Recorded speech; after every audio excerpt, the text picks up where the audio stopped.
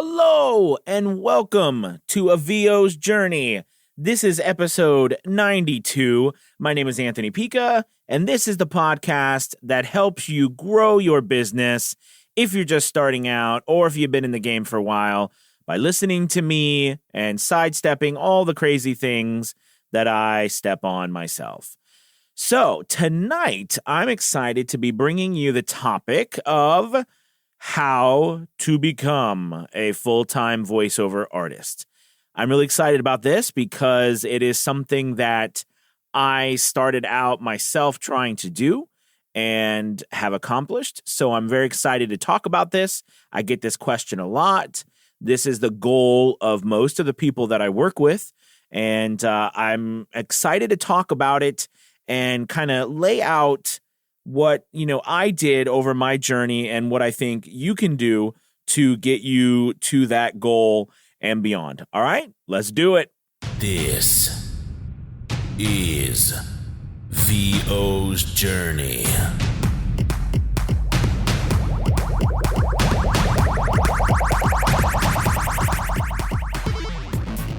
With your host, the incomparable Anthony Pica. All right, so the topic is the topic for so many of us, how to become a full-time voiceover artist.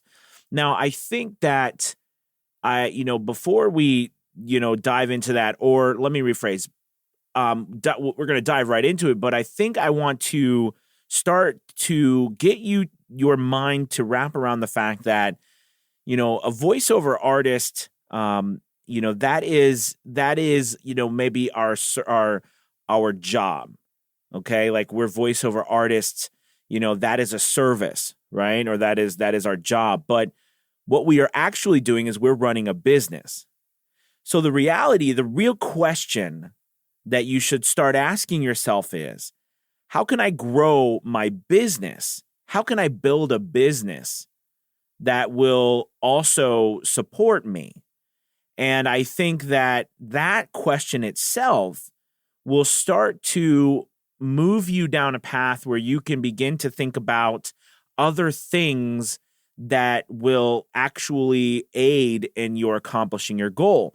Because if you look at the standpoint, let's just take a look at these two things. So we're talking about being full-time, okay? But being a voiceover artist implies that we go into a studio, we record, and we go home, and we all live happily ever after, right? Being a business owner, implies that we're running a business, and that business has streams of income, right? And that business has a purpose, and our job is to grow the business, to run the business, make the business better, and the better the business does, one of the side effects is that of that is the more money we make. So if you start thinking of the fact that we're trying to grow a business and not just be a voiceover artist, then you start to begin to look at things like, well, how does my business work? What are the systems in place for my business to work? For example, when you are doing a job and you are not there, the job doesn't get done, right? So part of the problem of our business or self-employed, we're self-employed, but when we look at, what am I trying to say? Part of the problem when you are the only person working in a business is that you have to do everything. There's the good part about that is that you don't have to worry about, someone else messing up. The bad part of that is that you can't ever be sick. You can't ever go on vacation. You can't ever, not do the work, or you don't make the money, right? And as we're thinking about, leaving a job where, a lot of times those jobs, there's built-in days where you can be sick. There's built-in days where you can have vacation, depending on what jobs you work. And then we go to run our own business, and you realize that you actually end up working more. And now it could be what you love, but at the same time, you work more, not so because you want to all the time, but it's because you have to, because if you stop working, the money stops coming in, right? Whereas at your job or at a job, you can take that break, not do any work, go back to the job the next day, and you still be paid. Now, of course, there's a difference between salary and hourly. I understand all that, but you get what I'm trying to say. But for our purposes here, I think the thing is that to really become full-time in this industry or become a full-time business owner, you have to start looking at how can I take this business or hobby that I've created, which is voiceover, which is doing voiceover work, helping people market their business. All right. And how can I turn that into a steady business that will consistently create income, even if for whatever reason I'm not there at that moment, right? That is something that is really that should be the precursor to you looking into becoming full-time. So here's a perfect example. I always look at, there's like 3 different things to think about when you're putting a business together or when you're running a business, right? And you can probably, everything can fall under these 3 things. Like, so the first thing would be the actual running of your business. Okay. So we can call that, if you look at the operations of your business, right? The operations of your business, that's the running of actual doing the work, actually doing all of your, DAW, managing all of that, getting work in, when the work comes to you, it's getting it all completed and moving the product to the end consumer, right? That's the operations of everything. You doing all the stuff, keeping your equipment, managing all the stuff, right? That's the operations. The next thing would be marketing, right? It's the act of getting business, marketing and advertising, right? That's another part of your business. How do I get business into the funnel, right? It's so that my operations can take the business, do what they're supposed to do, and send it back to them, right? How do I do that? And, when you say marketing and advertising, that's sales as a part of that, right? So customer service and everything is built into that. And then the third one is going to be your finances, right? It's going to be the financial part. All of that has to tie into marketing, has to think about how much money do we have for marketing. Operations, how much money do I have for running the light? How much does it cost to run the lights? How much does it cost to run, pay for my DAW every month, for the subscriptions, to, pay to play sites? Or, how much does it cost to, the pay these different sites that take fees, or my agent, or any, how much does it cost for me to, rent a space, or even, anything that you are doing, right? There's the financial aspect of it, and how much, it needs to be spent and kept and put here and there, and how much money do you take, and et cetera, right? There's the financial part of it. So those 3 parts of your business are essential. And I think most people fail, or they never make it to that place where we want to make it to, because we don't take in consideration that there is so much more to doing this than just doing a good quality voiceover. And I think that is one of the big challenges as well for the artistic world, all right, or the people who are artists. I mean, we are artists, right? We are actors, we're performers, and a lot of what a union does is help performers not have to stress so much about that, right? And then, so you think about what all these things were set up for. Let's take a look at it, because if you look and you stop and think, agents, right? Let's look at agents and agencies.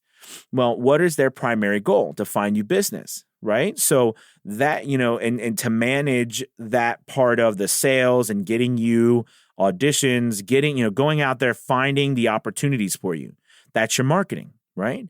Then you look at, well, what about, what about my insurance? What about, if I leave my job, I've got to think about that. I got to think about retirement. I got to think about all those operational things that have to go into running a business and me as the employee of my business. Well, you see, that's where a union, right, comes in, especially for people in, any industry, but particularly actors, because the very nature of what we do is individual. well, let me rephrase. It's individual when it comes down to the end product of me as a person providing a service or something to someone else. There is so many people that are behind the scenes that make it work. But, for us, especially, when you're talking about a movie, there's so many people, right? But for us, especially, it's 99% of the time, it's just us. So, we need to have insurance. We need to have retirement. We need to have to make sure that these businesses are paying these things to us so that we are not losing out and not being able to support ourselves or support our family and all these things that we need to take care of. So it's that's what these things were set up. And then if you think about the financial aspect of what it is, that's usually been, of course, left into the hands of the artist, okay, and their jobs, and that's why you see a lot of artists. It's probably why you see a lot of artists broke and poor because they don't know. They make all this money, they don't know how to to keep it or to use it properly, right? But here's the thing: I just brought up unions and agents and things like that as a way to give and put it in your mind like a perspective of how the old world used to work, and it still does work somewhat like that for performers like us. But we don't need that anymore. You don't need those things anymore because we live in the world of freelancers and people who have amazing talent and who will help you, and they will work by you hiring them, individually. Are you hiring them just like we do? We will be hired. We can be hired individually unless you're union, in which case you have to you have to go through the union. But as non-union voice actors, we can be hired or we can do work whatever we choose to do. Right? I'm not saying one is better than the other. Never. I'm not saying that at all. I'm just telling you about like what I am and what I think most of you are that are listening. So because of that, we have an opportunity to do whatever we want. But because we have that opportunity to do whatever we want, there lies the challenge. Because, guys, let's be honest. No one can be perfect or great at everything. You can't. There's going to be someone who's studied their whole life at doing something who's going to be really good at it and is going to be better than you. And not because they maybe are even more talented than you, but purely because they have more experience and they've been doing it more. So, when we're talking about the business and those three areas, you want to start putting together how those three areas are going to work in your business, right? How are those three areas going to help you go from someone else taking care of them to your business, your machine working for you, so that there is a marketing part and there's a sales part, right? There is a funnel and there is something that happens every single day. And yes, I'm not saying that you don't do anything. You just sit down, sit back and watch it happen. But at the same time, right, there is that thing where, you want to create a world, all right, a system to where it runs. Okay, when you put something into it, it goes through the system. So when the marketing side, like the top of a funnel, like that's a system, right? You put someone into the top. That means you go and you gather, prospects, leads. They go into the top of this funnel. They go through these series of checkpoints, like pretty much, right? This funnel. And the people who come out the end of the funnel, they are the people who are really that are purchasing from you. They're your end clients. And then they go into another funnel, right? Or hopefully another set of things where you put them on a list that you continually reach out to them and continue to work with them so that they become repeat customers, right? This is all a system to where to keep the machine going. Then you need the operation system. How do you maintain your equipment? How do you save your files? How do you go through every single day when you do a DAW when you record something? How do you record every single day? Go through the same process, right, of, A, B, C, D to ensure that the work that you're putting out is consistent and the same quality every single time you do it. Okay? How do there's a system for that, right? There is a system for that. There is a system for, making sure that, you are maintaining the maybe the storage space. Maybe you need to get a external hard drive. Maybe you need a new way to maybe you need a new microphone, and the sound, the noise. Maybe you got to figure out why the reverb is so bad in your room. Like all these things, all these operational things that you have to do on a daily basis for your business to make sure it runs properly. Those are systems in place, and those, that can be a daily checklist that you go through to make sure your stuff is clean, to make sure your stuff is working properly, to make sure you're doing sound tests, to make sure your sound is okay, make sure you're doing the things you need to do as a performer to continue to grow and maintain your quality. All right. And then there's the financial aspect. All right. I'll be honest. I just went back to my tax people, my tax bot. I've worked with a couple different people, and I think I'm actually going to work with H&R Block, just because, it's a franchise, right? But just because the people there, it's very, again, this is what I love. And this, again, probably why I love Fiverr too, because it's very easy for me to understand the systems that they have in place. I can look at a rate sheet. I can see what they're very clear about what they tell me that they do, A, B, C, D, right? There is no, we'll take care of it for you and let you know at the end of the month. There's none of that. It's very structured. It's very it's very easy for me to understand. I've always said if something's difficult for me to understand and you can't explain it to me, the likelihood is you really don't understand it either, or you're trying to pull the wool over my eyes. So that's something that I really like, and it's like the productizing of a service, right? Which is what voiceover is becoming more and more of, right? Where voiceover is becoming more and more of a product. So and not a service. So with that in mind, though, we need to make sure that our businesses reflect that. So that for the financial aspects, the biggest thing for me right now in my mind is taxes, because I'm starting to make really good money, way more money than I ever made as an employee, double or triple. But now I'm like, well, man, taxes, because as a business, taxes don't come up. We get the money, and it's our job to pay taxes. And if you've made any money in voiceover, you need to be paying taxes. I think it's like $600 or something. It's something silly. Now, will anybody say anything for you for the first year or so if you're not making a great deal of money? Probably not. But, the problem is that you're going to have to claim that money, because people who you're buying from businesses. And they are going to be putting you on their tax information as contractors, because they're going to write that off. And then they're going to submit your information. And if you're not submitting your information, the IRS is going to be like, look, buddy, why aren't you paying? You haven't paid taxes in like 10 years. So it's really important to be doing this and to be paying attention to all of this, plus your business bank account. Where does the money go? What fees are you charging? How much is your budget for your business? Are you even spending any money on your business? Okay, you might think, well, I don't actually do any advertising. Is that true? Or is there money coming out of your business? Like, for example, Fiverr, does so much of I do so much business through Fiverr. But listen, Fiverr takes 20%.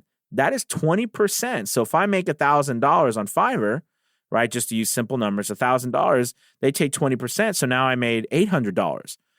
But I will probably get depending on what Fiverr sends out, whether it's a Schedule C or whatever they send out, or a miscellaneous 1099, whatever the form is, they might put $1,000 on there. You know what I mean? And, it's important that we understand that the fee for that $1,000 was 20%, which was $200. And that's important to write that out. I'm saying you have to have a plan for all of these things. You've got to create the system yourself in order for you to get to that place where you can leave your job and then feel confident and comfortable. Now, do I think you ever feel confident and comfortable? I don't think you ever will until you actually take the dive and do it and realize you can survive. But at the same time, the more you have in place, the more you have put plans and a system down. And I mean, I'm talking like writing it down on a piece of paper. As silly as it may sound to you, why do I need to write down? The first thing I do is I pull up my computer. I type in, a new file. This is how I label it. This is where it goes. When I record something, I do this. I warm up here. Why is that important to write all that down? But see, that's the system you are creating in order to create a business that, remember, you're making a business. So businesses have processes, they have systems so that anyone can do them. And that means that that you can create a consistent and predictable product over and over and over and over and over again. Even when someone first contacts you, what do you say to them? When someone orders something to you, what do you say? When someone reaches out to you, when they see your webpage, when they see your posts, when they see anything about you, what does any of that say to them? What experience are they getting from beginning to end? Have you even thought about these things? Or are you just trying to get a job? Are you just trying to get something on Fiverr? The funny thing is when you start to put all these systems into place, things happen on their own because you're building a machine that will work whether you're awake or not, right? And that's what you're trying to do. It's just like perfect example. Think of royalties, right? In a book, the way this is set up, right, is that you put something down and it is sold, and every time somebody purchases it, you get money for that. That is a system, okay, that will continue to generate money after you've done it once.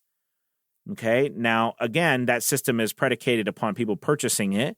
So of course you're using another system that was created by a person, right, Jeff Bezos or whatever, and then a whole bunch of other people, right, through Amazon and everything. But the point I'm trying to say is that they take their money for that system, but you take your money for what you've done, which you have added to that system. So I want you to really think about that. And then what should really start popping into your mind too is, wait a minute, if I'm a business here, I'm not just a voiceover artist.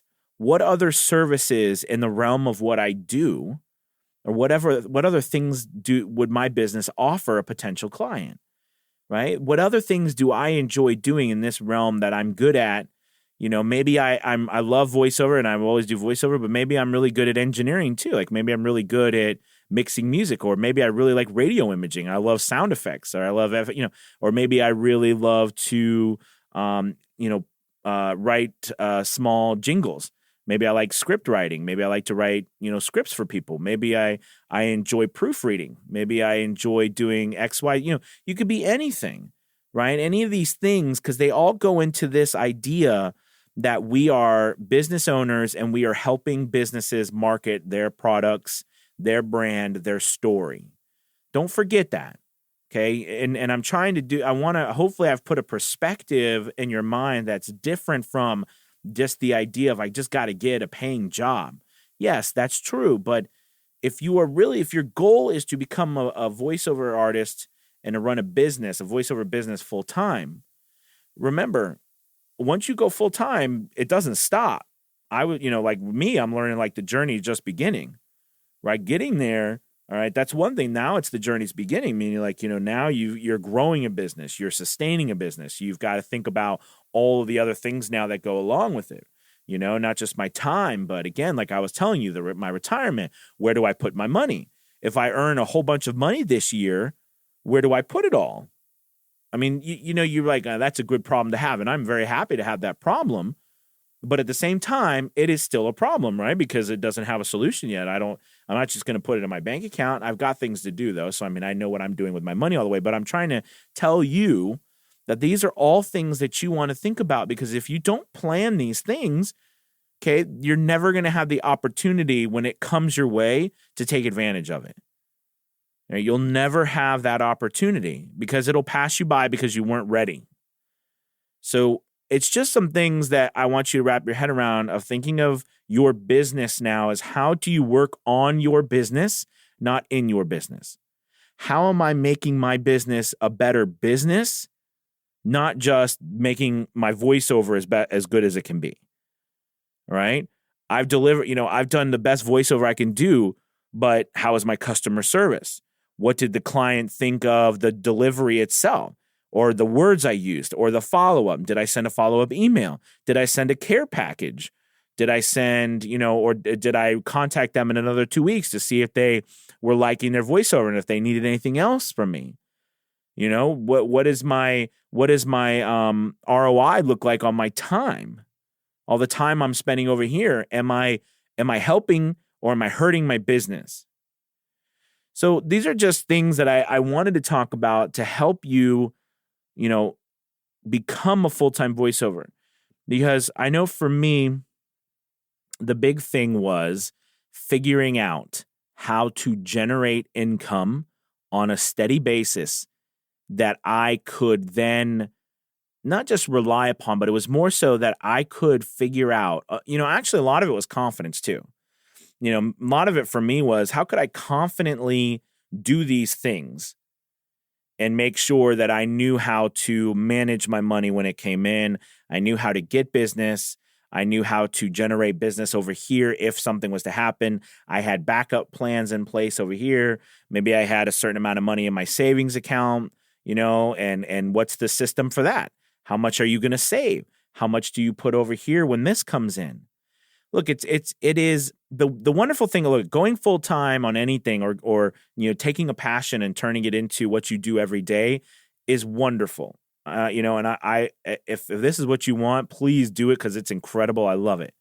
At the same time, it is a great challenge. But here's the cool thing. The cool thing is you get to decide all these things. And if you don't know how to do all these things, there is so many people who do, and they want to help you. There are so many YouTube videos. There are so many services just waiting for you to walk in their door or call them on the phone or send them an email, and they will jump through fire and hoops to help you. Just like if someone sends us an email, we're going to do that for them because we want to help people. We want to grow our business, and we grow our business by helping people grow theirs. Okay, so don't be afraid to reach out to other professionals, and they're just and for example, if you are making money on Fiverr or Upwork or any of these other places, Freelancer or any of these sites like this, and you've never purchased something from that site yourself, I recommend you take a little bit of money and purchase something.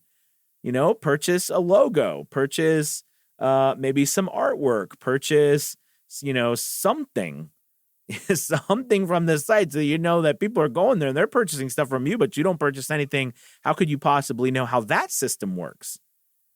And if you really don't know if you're really confused, start dissecting other businesses that are doing stuff.